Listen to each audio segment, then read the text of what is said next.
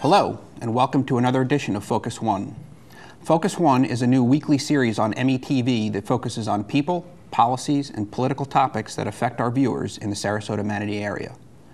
My name is Frank Alcock, and I'll be your host. Today we'll be talking about term limits. The term limit issue has been a hot topic of late, both for the state of Florida as well as for Sarasota County. Term limits were first introduced to the state legislature through a 1992 ballot initiative that amended our state constitution. The amendment originally applied to Florida's congressional representatives as well, but a 1995 Supreme Court decision found that part of the amendment to be in violation of our federal constitution. In 1998, Sarasota County amended its county charter in an attempt to place term limits on our county commissioners. In 2005, however, a state circuit court found these limits to be in violation of our state constitution. Fast forward to 2011. A new case from Broward County has reversed the case law basis for the 2005 decision.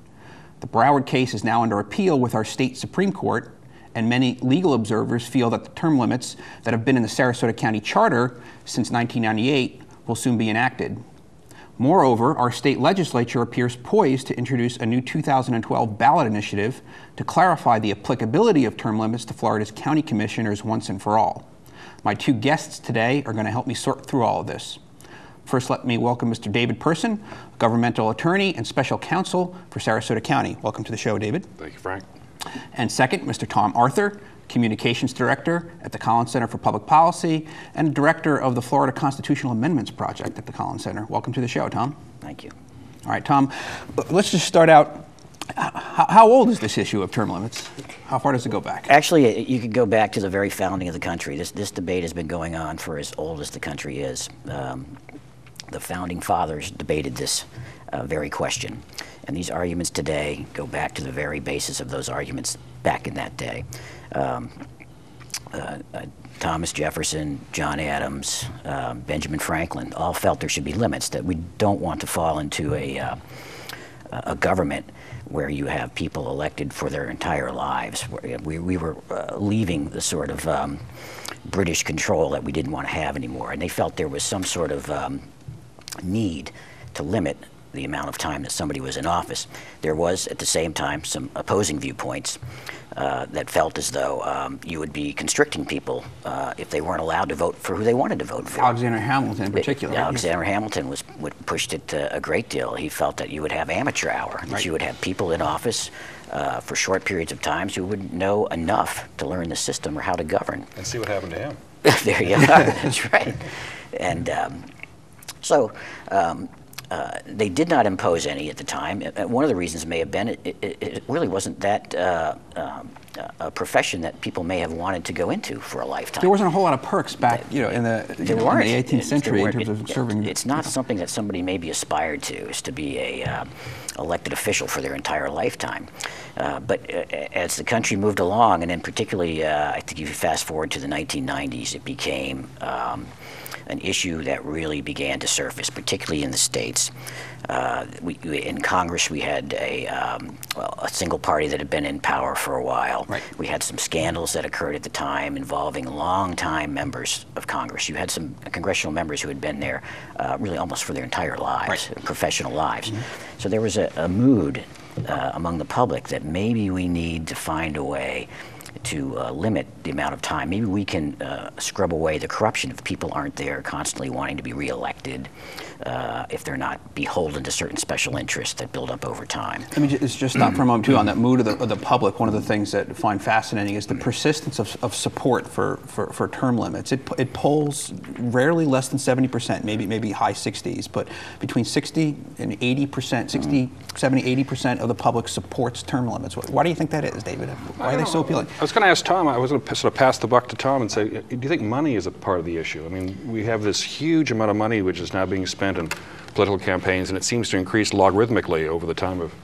course of time. You mean money that influenced the public opinion? Yes. You mean? Yeah. Well, I don't know that money is entirely it. I think there is an inherent belief that maybe goes back to the beginning of the country, where people are a little bit reticent to think that somebody's going to be in office for their entire life. And when you look at when it passed in '92 here in Florida, it was 77%. I mean, that's astounding when you think about it. And I don't know that money alone can drive those sort of numbers. Yeah, I think there's a romanticized vision of the citizen legislature. It goes back to the founding of the country and the idea of cronyism and detachment from the lives of everyday folks. And so there's an appeal, this idea of a citizens legislature that comes in, that just focuses on the issues, that's in touch with folks, does their business, serves, and then moves on. I think that's very appealing. But the flip of that, the risks that the Federalists in Hamilton, that these people might have shorter time horizons, might be a little bit more naive and or vulnerable to some of the special interests that we're trying to protect ourselves against. Do you think there's a factor about the attenuation from the voter? I mean, today, the federal government, people who serve in the federal government seem to be much further away from the voter than they were, let's say, 200 years ago. They had to go back to the tavern and meet with so-and-so and covered by wagon. Today, you've got 3 layers of government. You've got the feds, the state, and the local. And term limits are being tried to apply to all 3. And it seems like they all have sort of different issues. Very good point. Yeah, I think the risks then. So if we were looking at the pros and cons of term limits and the appeal of the characteristics that you'd like to get in your government representatives and some of the risks that you like to protect against, those conditions might change. Whether we're talking about congressional representatives at the federal level, state legislators at our state levels, or county commissioners and local government officials. I just want to fast forward then to let's bring us up into the 1990s again here in the state of Florida. There was a little bit of a political dimension back during the late 80s and early 90s, whereas most state legislatures were controlled by the Democratic Party. And so I think while very popular nationwide, the idea of term limits, and here in the state of Florida, it was also something that made a lot of sense for the Republican Party to latch onto. And we did, and we had the 8 is enough movement here in the state of Florida, and constitutional ballot, constitutional amendment, term limits come in 1992. And then we had that Supreme Court case that limited that, so the congressional representatives could not be subjected to term limits. Let's kind of zero in on Sarasota County. So we've got the term limits at the state level, and then I want to talk about, let's talk about the first case, the Cook case. What happened in the Cook case? Well, it's an outgrowth of what Tom was talking about. It's this movement to limit terms of office, and really 2 things happen in Cook. One is there's a ballot passed in Jacksonville to limit the sheriff, the property appraiser, the clerk, those people, their term of office. And there's also 8 is enough, catchy title, 8 is enough in Pinellas County, and they apply it to all those good people, the sheriff and the clerk, but they also apply it to the county commission. So what happens is that it's ruled constitutional and constitutional at the Pinellas County case, the 8 is enough case, and we get to the Supreme Court, and what happens is when the County Commission in Pinellas County lost at the second DCA, Second District Court of Appeal, they did not appeal it to the Florida Supreme Court. So when the Florida Supreme Court case considers it in 2002, they're not considering the County Commission. They're considering the sheriff, the clerk, the property appraiser, those people. And then they issue this decision in Cook. And Cook is a very, very broad decision. The justices, you can answer a case when you're a justice about this wide, and you can answer a case about this wide, and they answered it really about this wide. They said that term limits are disqualification of office. Yes. And so if you're going to, and then the Florida State Constitution has a section on disqualification, and guys, it ain't there. So that's a problem. And they found that they were constitutional officers, and therefore they were prohibited from enacting locals were prohibited from enacting term limits. That's Cook, and again, very expansive language. So one way to look at this is it's not necessarily whether term limits are a good or bad thing, but which body has the authority to disqualify a particular candidate for a particular office. That's precisely right. Okay, so let's come into Sarasota County, and this is where you get into the picture specifically. Yep. And then the year now was 2004. My hair was a little darker then, and we had a challenge by citizen voters, the Moores, who said, okay, well, look, this is a Cook case out here. That means that the term limits for county commissioners must be unconstitutional. And so they filed a lawsuit. We went to court, and the trial judge said, yep, you're right. Cook is very, very broad. It applies to constitutional officers. I see here in the Constitution that county commissioners are mentioned in the Constitution, and therefore Cook applies, and therefore term limits doesn't work. And in all honesty, I think that was the message that Cook was sending, and I think that was a logical decision reached by the judge. The argument we made in 2004, and the argument it's being made now, is that you have to look specifically at the Constitution. The Constitution has a section which deals with county commissioners, and it's different than the sheriff and whatnot. And it starts that phrase by saying, except as otherwise provided in the charter. And the argument we made in 2004 is, wait a minute, time out, that has to mean something. And if that doesn't mean that you can put things in your charter to change the terms, then it doesn't mean anything. And that was I don't want to steal your thunder, Frank. No, let's fast forward now to this last year and the Brown County case. So we lose in 2004. And you didn't appeal, right? The commission did not appeal. And I think that was a pretty logical decision because think of it, the Cook case has been decided, very broad language. The same people who are in the Supreme Court are in the Supreme Court. They reversed the Second District Court of Appeal. That's our District Court of Appeal. They have been slapped. They don't want to hear it. It's a logical progression. Okay, now, what are we, 8 years later? And the Telly case comes out. And the Telly case is a different circuit saying, well, wait a minute. That phrase we talked about earlier about except as otherwise provided in the charter, it means something. What it means is you guys, the locals, have the right, by vote, to put in your charter a provision that says you have term limits. You have that right to do that. And so they adopted the arguments we made in 2004, and that is now going on to the Florida Supreme Court. Okay, now, one other little twist to this saga is as the state legislature has passed through an initial committee, a potential ballot initiative that might add to the intrigue of this case. And so, Tom, I want to come back to you before we talk specifically about that ballot initiative, that potential amendment to the Constitution. Talk just a little bit about the amendments project at the Collins Center for Public Policy. So when an amendment comes onto the ballot, the Collins Center, what do we we work together on this. So what do we do? Well, every election cycle we try to provide some clarity, objectivity, I think, to what many voters find to be the most befuddling and confusing issues that they find on the ballot when they go to vote. These constitutional amendments can sometimes be written in a way where voters are unclear whether voting yes means you're for it or against it. And what we try to do through a presentation on our website, and we do go out and meet with civic groups as well, is to provide some clarity and objectivity to those issues. We try to define it. We try to provide any number of ways to sort of engage in it, whether it be with a video or read a longer text or an analysis or go to some sort of studies that have been conducted on a particular issue that's on the ballot. So we're working on our presentation for 2012 right now. So this potential amendment, this potential ballot initiative would deal with, I think, directly just to the county commissioners. And we talked a little bit about this before the show, and I thought your answer was very helpful. So given I'll have to change it now then, Frank. Given we have a pending Supreme Court decision which will let us know whether or not, I think, the Constitution as written prohibits disqualifications on county commissioners in the form of term limits. But we might have an amendment to the Constitution at the same time or subsequent to that decision. Sort this out in terms of the interplay between this potential ballot initiative, whether or not it passes in its current form, and the outcome of that court case. Make sure I have my facts right, Tom. Now, the ballot question is county commissioners. Yes.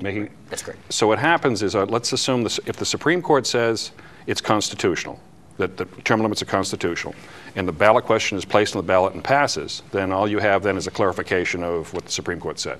That's easy. If the Florida Supreme Court says it's unconstitutional under our current Constitution, and then the voters pass it, then they've changed the Constitution and it becomes constitutional. If the Florida Supreme Court says it's unconstitutional and the ballot is voted down, then it remains unconstitutional. And then you have the fourth, which is, I think, the most interesting, is if the Florida Supreme Court says it's constitutional and the voters turn it down, then I would say that it is constitutional because it's based upon the language of the current Supreme Court, but a clever lawyer, there are a few out there, would make the argument that there's this legislative history now that this ought not to be the interpretation. So the game will go on. The game may go on if that happens. Like many things involved in term limits, that's right. A matter of that's right. confusion, and that's right. Let's leave the county commission issue there just to the side for a second. I want to come back up to the broader issue of term limits, because if this does go on the ballot, I think at the Collins Center we'll take the opportunity, since the issue of term limits certainly it resonates not simply at the county commission level but statewide, and then there's obviously movements to support an amendment to the federal constitution to put in place term limits. And frankly, all these locals out here too who've been doing it, and all the the towns, cities, and towns. Yes, a variety of different levels of government. Now, one of the things that you would do at the Collins Center would be to look at, okay, we've got the ideal of what term limits would do, the risks of what they would do. What's the reality, Tom? Have you been able to come up with anything or dig up anything on what do they do? What's their track record where they've been enacted? Well, they've been in force here for 12 years on the state level. Voted in '92. Became effective in 2000. In other states, we're one of 15 states, I believe, now that have some sort of legislative term limit. There have been studies done, any number of studies done, that try to find some sort of quantifiable way to say there's less corruption or there's less political influence, or the characteristics sometimes of the legislatures. They are able to look at that a little bit as to how whether people who come into office actually don't become career problems, whether they go from this office and then they go to run for another office, right, or whether they leave that office and immediately, or not immediately here, I think it would be 2 years, become a lobbyist. So they're still in the process and maybe perhaps having more influence than they did when they were a part of the elected body. But it's hard to quantify, and I'm not sure you can look at a study and say it's good or it's bad, it works or it doesn't. I don't know how you quantify whether something is more or less corrupt because something didn't happen or did happen. It's a hard thing to say. There are probably some things with respect to who holds offices. Obviously, I think there's more turnover now, so it's hard to deny the fact that you're going to have more of an opportunity. Whether they like it or not, there's more turnover. Whether they like it or not, there's more turnover. Some of the stuff that I've looked at in terms of councils for state legislatures looking at around the state, the demographic characteristics of who holds legislative offices in states with term limits as compared with those that don't, or before and after, not a whole lot of changes there in terms of the characteristics of the legislators.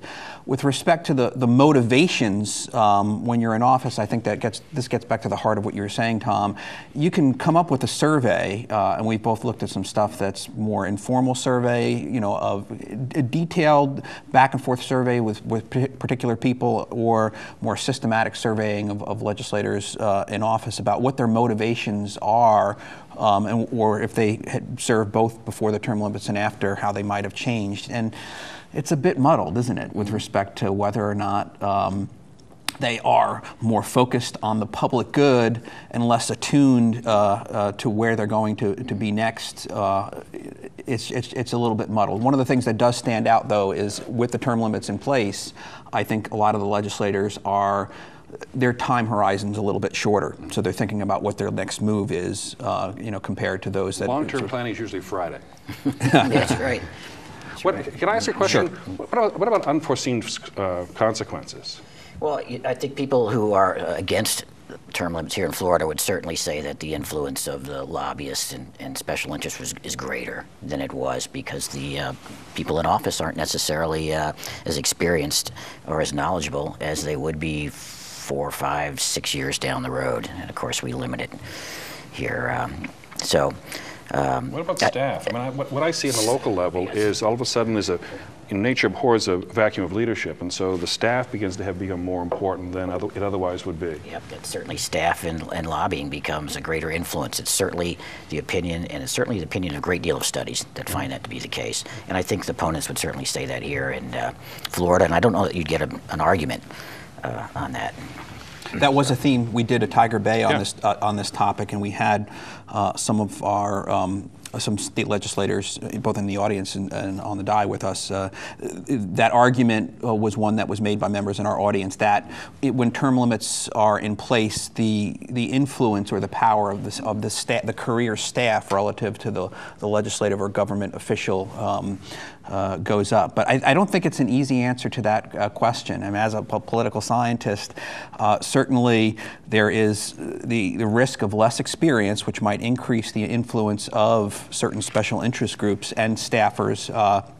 At the same time, there is something to be said, for cronyism and establishment ties and long-term connections between privileged interest groups and long-serving government officials. We certainly see this at the congressional level, and so term limits do disrupt those long-standing ties, shake things up, and they do create some more opportunities. When I worked in the Mass Legislature a career ago, there was a gentleman who had been there forever, and he used to grumble that the freshmen don't even know where the restroom is for about 2 years. So that was one of the problems we had with. Yeah, I mean, that is one of the arguments. You're throwing out the good with the bad. You do have people that have been in office a long time who are termed out, who may have many years of benefit to whatever body that they're serving left into them. What do you see as and we talked earlier about the levels of government, and my argument has always been the further away you are from the people, the more attenuated are, perhaps the greater need for term limits. Because working on the local level, I've seen people thrown out of office, I shouldn't say thrown out of office, people who have been defeated by the local citizens because they're very closely connected, with the people running for office, and that seems to be less so as you move up the food chain. Do you think that's true? Or? It might be. I don't know. Maybe it is surprising that the sort of thirst for term limits would go to such a low level where. Intuitively, I think that makes a lot of sense. I think one of the concerns that underpins the movement for term limits are the sense of, in addition to cronyism, but detachment from the everyday lives of people. And that's what the appeal of the idea of a citizen's legislator, somebody that's in touch with the people. And I think those conditions change at different levels of government. So whether or not you're a supporter or an opponent of term limits, the one thing that I feel comfortable saying is the recipe might be different depending upon the level of government that you're focused on. And I do think at the local level, as you say, sort of that risk of detachment is a little bit less than it would be if we're talking about a congressional official. People certainly would love to apply term limits, I think, at the congressional level. It's just that our Constitution at the federal level empowers our Congress. Unless you're going to do a constitutional amendment, Congress has to impose term limits on itself. And good luck waiting for that one. I had a lot of luck with that. Yeah. What happens legally I've been asked several times why we have this question about county commission. Why don't we have the question about city commissioners or city councilors? And the reason is that they're a different section of the Florida Constitution. The Florida Constitution basically gives the cities and towns home rule. And under home rule, they're able to really set the course of government that they want. So they're free to establish term limits and have. I'm sure you know better than I, Tom, but they're all over the map in the state of Florida in terms of term limits at the local level. Yeah, what we're talking about is a constitutional question, constitutional office. And it's focused, it's focused at the constitutional narrow level. Right, that's right. I want to, let's break out the crystal ball. And let's say that, in fact, a combination of a Supreme Court decision, state Supreme Court decision on the Telly case, combined with perhaps an approval of a ballot initiative, but the combination of these two things brings about the applicability of term limits to the county commission level and a broad range, say, of local offices. Let's just say that this gets clarified before the end of the calendar year. How do you think the reaction is going to be at the local level? Certainly in this area, we saw a little bit of jockeying this past summer. But in the local area and then statewide, how do you think county commissioners are going to react and people in communities? Do you think we'll see go to an 8 is enough template that will be adopted pretty much everywhere, or do you think some communities will adopt it and others not? Some might experiment with longer term limits. There's something appealing about term limits to the public. I mean, we've seen that. And in Florida in particular, that 77% that Florida had in 1992 of all the states that have adopted them, that's the highest percent of adoption rate. But isn't there a problem? It's like everybody hates Congress except we love our congressman. And everybody loves term limits except we don't want so-and-so term limited out because he's a great commissioner. Don't we see that over and over again? And how do we deal with that? It may come down to the performance or popularity of a particular. Maybe it will be different from community to community. That's kind of a hard one to put in your county charter. Term limits apply except for those that we really like. Yes, that's right. There's no problem constitutionally with that, I think. Yeah. Right. So we don't really know exactly what's going to. We've got timing issues. Obviously, in Sarasota County, I think it's June that there's the nominations are due, or the papers are due in. So hopefully, the Florida Supreme Court will make a decision by then, so we know for Sarasota what's happening. But the reality is, regardless of what the Florida Supreme Court does, if there is a ballot question, and if the ballot question passes, that ends the inquiry. That seals it shut. Right. And that will be very helpful. Solving these sort of riddles in a judicial system is never a particularly good idea. If we can write the law clearly and pass the law clearly, so everyone clearly understands what's going on, we're all better off.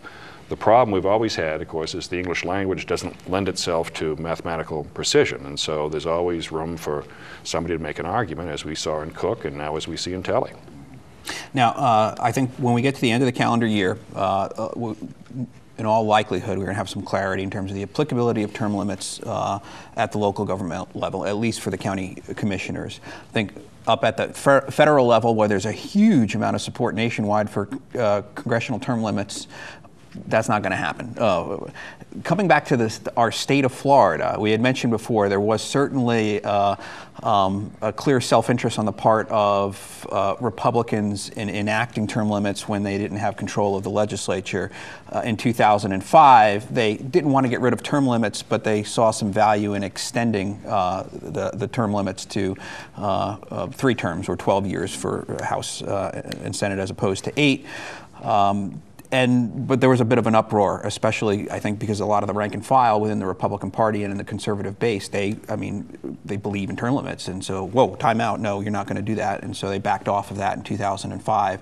Do you think that is gone forever or not? Because certainly when we talk to a lot of our local officials, the term limits are not popular. So this amateur hour argument, I think, resonates with people that are serving at the moment. I think they would love to, if not get rid of term limits, at least increase the length of their terms if they could, but there's a huge headwind when it comes to public sentiment. So they toyed with it in 2005. Actually, the legislature got something on the ballot and then had to pull it off. Yeah. Do you think it's going to come back at all at the state level? It just did, just a year ago. I mean, they toyed with it again. Just a year ago. Senator Mike Bennett, that same 12-year extension. Get him on the show. I'll have to ask him about that. And passed it in 1 year, and then in the next, before it could get on the ballot, pulled it back because the political winds. There's again a certain popularity for it out there among the voters. Like the hula hoop. Yeah. Like the hula hoop. Yeah.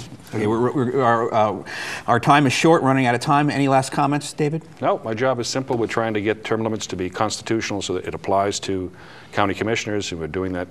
Hopefully we'll get that solved within the next 6 months. Tom, parting thoughts?